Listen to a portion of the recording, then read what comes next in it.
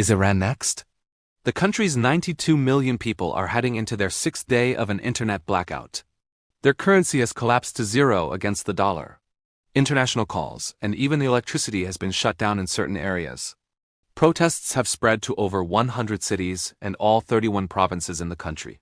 But as the crowds grow, so too does the loss of life. Footage, which we can't show on here, shows body bags lining the streets outside morgues in Tehran. At the low end, estimates say 650 have been killed so far. At the high end, some estimates are into the thousands. But this seems to have only angered people more because in a stunning show of dissent at a funeral for those killed, where usually the ceremony would include chants of, "There is no God but Allah," instead, they were replaced with chants, "Death to Khamenei, the country's supreme leader." So is Iran next? Well, yesterday, the regime responded with an emphatic no. They decided to fight back and organize huge pro-government rallies, attempting to show the world they still have support. And keep in mind, the current regime has been in power for over 3 decades, and they have faced even bigger protests in the past, but every single time they have weathered the storm.